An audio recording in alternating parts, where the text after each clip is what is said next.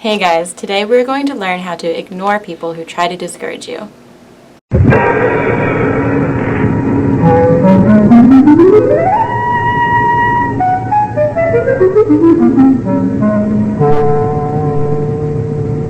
It's mystery time. Time now for the best in mystery. Tonight on Masters of Mystery, an exciting melodrama entitled Death by Proxy. Sure, I can prove I'm Bart Lane. What are you getting at, Cobb? Nothing much. Just that you're dead. Dead? That's right. Take a look at this. You, my friend, were buried in New Lawn Cemetery a year ago.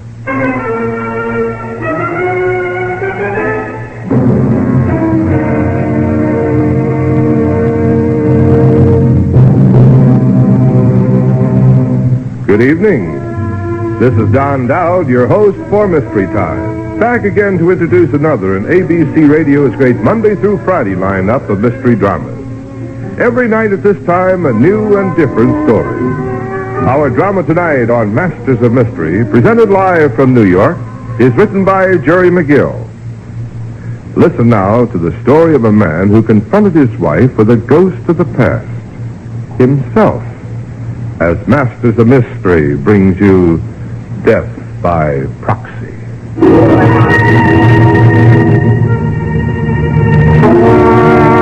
Death by Proxy was plenty offbeat. It started in night court after Bart Lane got out of a disorderly conduct charge with a $50 fine and cost. He was a big, handsome guy, sunburned the color of copper. I was curious. I latched onto him and got him into a neighborhood bar. He had trouble, lots of it. Jeff Cobb. So you're a newspaper guy. Yeah. What's your line? Mining engineer, prospector. What were you looking for in that apartment you crashed? My wife. Oh, so that's why you slugged the guy that opened the door. No, he thought I was after his wife. He got nasty and I lost my temper. The Amazon jungle makes you jumpy. Oh? How long were you there? 5 years. I got lost. And you came back and expected to find your wife in the same apartment? Yeah. It was foolish, considering we'd almost called it quits before I left for South America. But you know, some women are like jungle fever. They never really get over it. It goes, but usually comes back. I gotta find her, find out if I'm cured. Let me buy a drink, Kyle. Maybe I can help you find your wife. Thanks. The bartender, 2 more, doubles. Okay. How can you help me, Jeff? Well, it's a lot harder for people to get lost in the city than in the jungles of the Amazon. You leave her any money when you went prospecting? $5,000 in joint savings and bonds. She closed the account and sold the bonds. Mm-hmm. Any chance she could have used it to get a Mexican divorce? Maybe. And you still want to find her? I was reported missing, probably dead. But you want to find her? Yeah. Okay, Bart. We won't find her here. Skip the drinks. Let's go dig the morgue file and see what gives.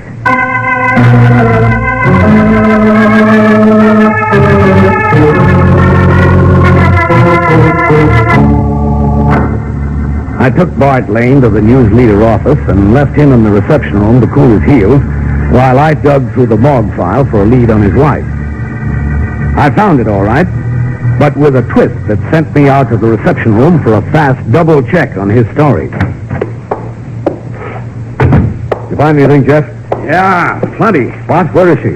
Well, first, I want to know when you got back in the States. Yesterday, by plane from Rio. Why? Under what name? My own name. So what is this? Can you prove that you're Bart Lane, the mining engineer who was lost in the Amazon jungle 5 years ago? Sure, I can prove it by my passport. All right, let's see it. The picture doesn't look much like me anymore. Here. The jungle does things here. Well, what's the big idea? You're dead. Dead? Yeah, dead. Killed. Oh, that. Sure. Missing and presumed dead in the jungle. Not many get out once they're lost. No, I don't mean that. What do you mean? Here. Look at this. Barton Lane, a mining engineer only recently returned from South America, was instantly killed when his car went out of control on West Highway. That's impossible. I never came back. I don't own a car. In spite of the fact that his body was partly destroyed by fire that followed the crash, the remains were positively identified by his widow, Mrs. Mildred Lane, of 10 Highwood Avenue. That's my wife's name, Mildred. Then you were legally dead and buried in New Lawn Cemetery. When did I die? May 10th, 1956. About a year ago. Yeah. Now what goes? I don't know, but I'm going to find out. What was that address where Mildred was living? Oh, now, wait a minute. Hold it. You're in a spot. What do you mean I'm in a spot? Well, stop and think. Somebody was killed driving a car registered in your name, and your wife identified the body and buried it. Why? That's what I'm going to find out. Were you carrying any life insurance when you left 5 years ago? Yeah, $30,000. Who was the beneficiary? Mildred, my wife, but the policies must have lapsed. Well, she could have kept up the payments. Couldn't wait 7 years to have you declared legally dead. Yeah, but who was in that car? Somebody was killed. Ah, now you're getting it. If you're Bart Lane and alive, somebody else died for you by proxy, and it was probably murder. It wasn't Mildred. She wouldn't have the nerve to try it. Well, she may have had help. $30,000 would buy a lot of help. I got to find her. Talk to her. Yeah, and I'm going along for the interview. But you keep your shirt on. If you don't, you're liable to trade it in for a sheet on a slab in the morgue. And I don't mean our newspaper file.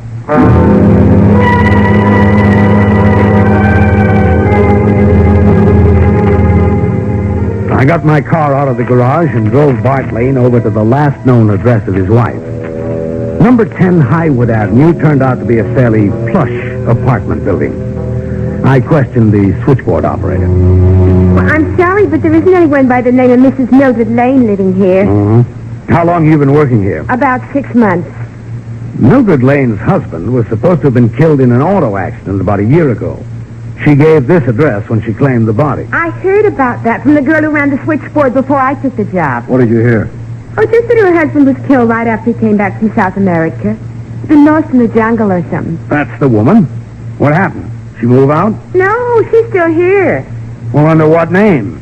Well, I'm not supposed to give out information about our tenants. How about making an exception to the rule and just giving us her new name? Well, who are you anyway? Well, I'm a reporter following up the story of her husband's death. Who's the other gentleman? I'm Mildred Lane's dead husband. Dead husband? Oh, you're joking. No, he's not. Now, do you want to give us her new name, or do you want to tell the police? Well, she's married again. What's her husband's name? Mr. Dean, Malcolm Dean. They live in the penthouse now. What's his business? He's a builder. He has a new development out on Sunset Heights. Are they in now? Well, Mr. Dean hasn't come in yet, but Mrs. Dean, I mean your wife is. And do you know when Dean moved into this building? Oh, about 2 years ago, I think. I see. Thanks. Well, what do you make of it? Oh, it could mean that your wife knew this Dean guy before you died. And it could also mean that he was in on your accidental death. So what? Well, that would mean that we're dealing with two murderers, not just one. I don't give a hoot. I'm going up to her apartment. Sure, but just let's play this smart. Let's get some proof, then let the police handle it. Oh, well, you go up there like the prodigal, returning for the fatted calf. Like you didn't know that you're supposed to be dead. What good will that do? Well, you might find out a lot of things. Try it. Keep your shirt on. See how she reacts, what she says, what she wants to do about it. I don't know if I can carry it off. Try it.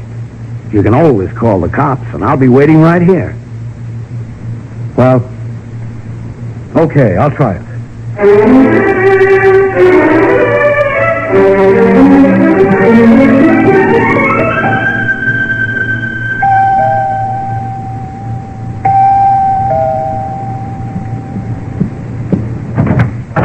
Yes, what is... Bart! Hello, Mildred. What is it, really? You? You're supposed to be dead. Yeah, I know. Lost in the jungle. How did you find me? Compared to getting out of the upper Amazon, it was a cinch. When did you get back in the States? Yesterday. Mildred, you don't seem very glad to see me. I am, believe me. I am, Bart. It's such a shock. I thought you were dead. The report was exaggerated, as they say. Well, aren't you going to ask me into your swank apartment? Oh, yes, of course. Come in for a moment, but... But what? Bart, it's awful. I don't know how to tell you. I'm married again. So I gathered. From a new name in this place. You did all right. But I've got to talk to you. Explain, but not here, not now. Afraid of this new guy you married? Dean, Malcolm Dean? No, but he's coming home in a while. Good, I'd like to meet him. No, please, Bart, let me talk to him first, alone. Why? Well, explain to him. It could be... The same gal, the same Mildred. How much time? Until tomorrow. Where are you staying? Nowhere. I've been looking for you ever since I landed. Do I still mean that much to you, Bart? What do you think, baby? Bart, please, give me time. Well, this Dean guy must be pretty good. Not like you, Bart. Older, different. But he's very kind. I don't want to hurt him. You've changed, honey. Bart, tell me, have you any money? I mean, enough to stay somewhere near here until I can settle things with Malcolm. Yeah, I guess I can manage to live a few days. Well, there's a motel down on the highway at the end of the street. Could you go there and wait till I phone you? When?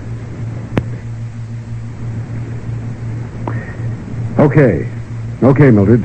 Oh, you darling. I'll save that. All right, Bart. Tell me, do any of our old friends know that you're back? Just you, honey. I wanted it to be a surprise. I'm glad. Please go now, Bart. Please. I'll call you at the motel later tonight.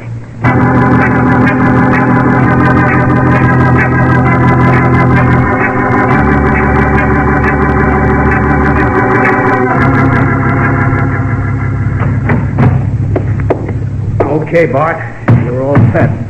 I told the motel manager you're expecting an important call, and he'll switch it to this cabin. Thanks, Jeff. I don't know that I want to go through with it. Why not? I don't know. It isn't the way I thought it was going to be.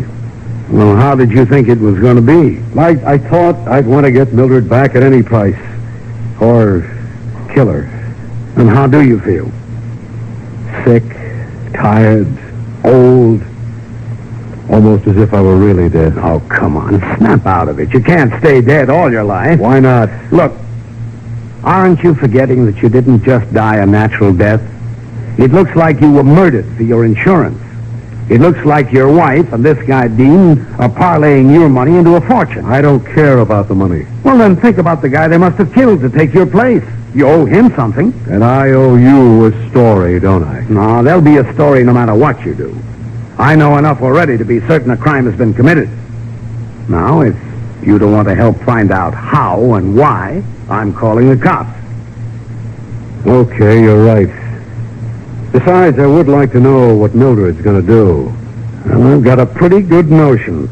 And I don't think we'll have long to wait.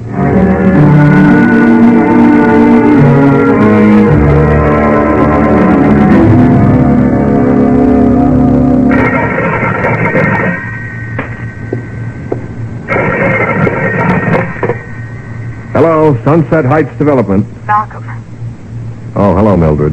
why haven't you come home? Well, I'm busy. I told you I'd be late. You've got to come home right away. Something terrible had happened. What? I can't tell you over the phone, and I'm afraid to leave the apartment. What's happened? He's alive. He didn't die in the jungle. He's back here in the States. Found me somehow, came here just a while ago. Alone? Yes. Does he know about the accident? He didn't act as if he did. How long has he been back? Only since yesterday. Where's he now? Well, I persuaded him to give me a chance to talk to you first alone. He's gone to the Highway Motel and promised to wait until I called him later tonight. Yeah, well, good girl, good girl. That was using your head. Well, what are we going to do? What if he finds out about Well, how did he act? What did he say? Does he want to meet me? Yes, he wants to talk to you. He acted strange. Not at all surprised I'm married again. Yeah, well, good. Good. That gives us time, a chance. To do what? To sound him out. Maybe buy him off. He said he had money. He looked prosperous. Does he want you to get an annulment? Go back to him? No, he didn't say. I made him leave, go to the motel until I could talk to you. Okay, that was smart. Now listen, you call him and get him to come up here to the development. Get your car out of the garage, pick him up at the motel. Bring him up here to the office. But what if he won't take money to go away? Well, in that case, there'll have to be another accident. Now you call him. No matter what you have to say or do, get him up here tonight.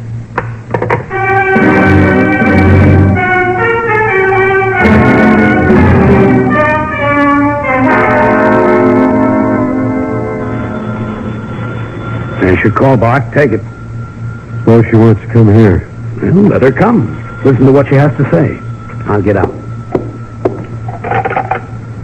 Yes? Are you Mr. Lane? Yes. Who's calling? I'm the girl in the switchboard at your wife's apartment building. Oh, yes. Look, I don't know if I should be telling you this because I really shouldn't have been listening. But your wife called your husband, her other husband, Mr. Dean, at his office.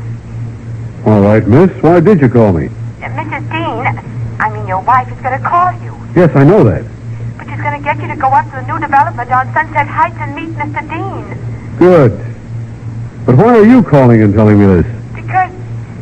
Because I think if you don't take money to go away, they're going to kill you.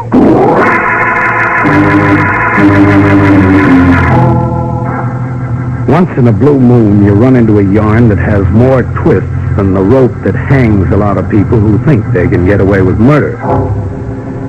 When Bart Lane told me what the switchboard operator had passed on to him, I knew it was time to call in the long arm of the law. But before I could persuade Lane... Never mind the cops. That'll be Mildred. Let me handle this my way. Not a chance, Lane. If you go with Mildred, it's an even bet somebody will be killed. Maybe. Hello? Hello, Bart. Listen, I've just talked to Malcolm at the office. What did he say? Well, naturally, it was a terrible shock. How did he take the news I'm alive? Oh, Bart, he's so kind, so understanding. What's he going to do about it? He wants to see you at his office, meet you and talk to you. I'm willing. When? I'll come for you in my car. Wait for me on the highway outside the motel. I'll be there in 10 minutes. All right, Mildred. I'll be waiting. 10 minutes. Okay, Bart. You've made your date. Now let me make mine. Who are you going to call? The homicide squad, just in case Mildred and her new hubby decide to kill you a second time.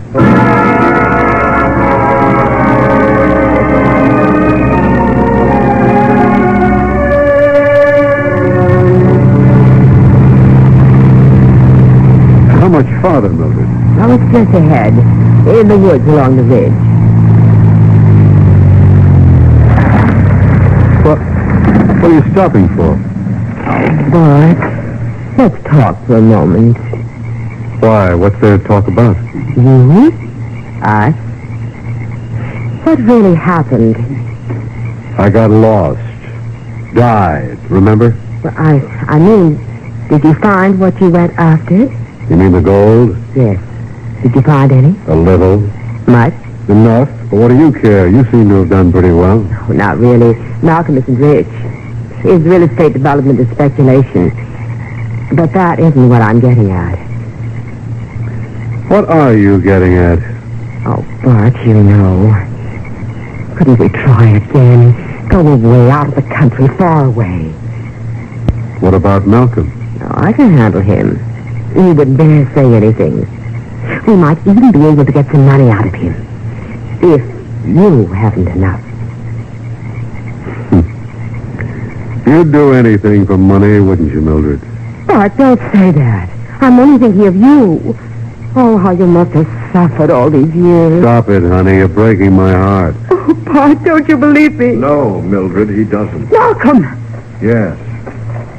I saw your headlights from the office. I saw you park here, in fact.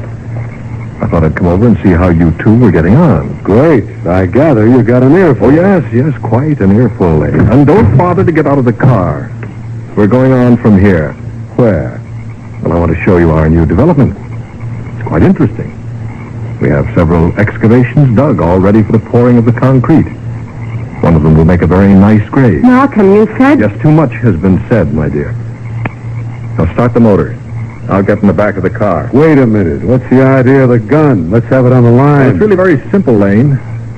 You're a dead man. You died in an automobile accident over a year ago. Yeah. So I found out. Malcolm, he knows. Yes, I suspected as much. I think he came here to blackmail us.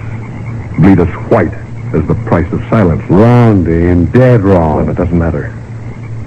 What about Mildred, our loving wife? I haven't quite made up my mind. Malcolm, I was only leading him on, trying to find out if he had any money. Oh, well, now that was greedy, Mildred. Foolish. But you've always been greedy, haven't you? Never quite satisfied with what you have. His insurance wasn't enough. How well he knows you, my dear. And by the way, Mildred, who is the guy you identified who died in the car in my place? Go ahead, tell him, Mildred. It doesn't matter. You did it. You arranged it.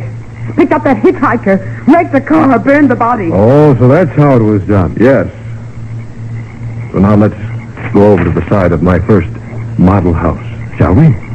Being built with your insurance. Let's not, Dean. Malcolm, behind you. That's right, Dean. Drop that gun. And without turning around. That was smart. I'd hate to have to shoot anybody in the back. You better get out of that car, Bart. You died in one last year, remember? Yeah. Thanks, Jeff. Where are the cops? Oh, I thought they might be a little tardy, so I tagged along behind when you drove off with Mildred. They'll be here any minute now. Bart, help me. Believe me, I didn't kill that hitchhiker. Malcolm did. He planned the whole thing from the very beginning. It was his idea. It won't do, my dear. Murder isn't like your kind of marriage. We're in this together, Mildred. Until death do us part.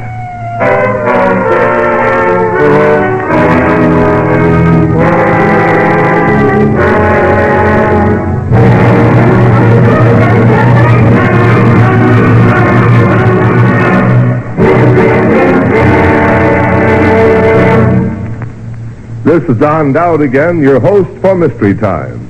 You have just heard Masters of Mystery live from New York.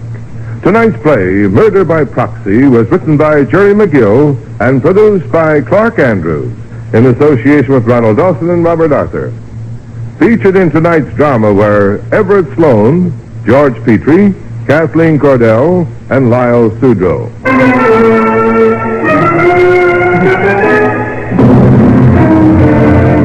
Next Wednesday and every Wednesday night, another presentation of Masters of Mystery.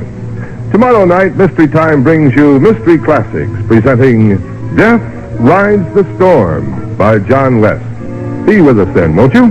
This is Don Dowd, your host for Mystery Time. See you tomorrow night. This program came to you live from New York. This is the ABC Radio Network. Thank you for watching. Remember to like, subscribe, and click the bell below.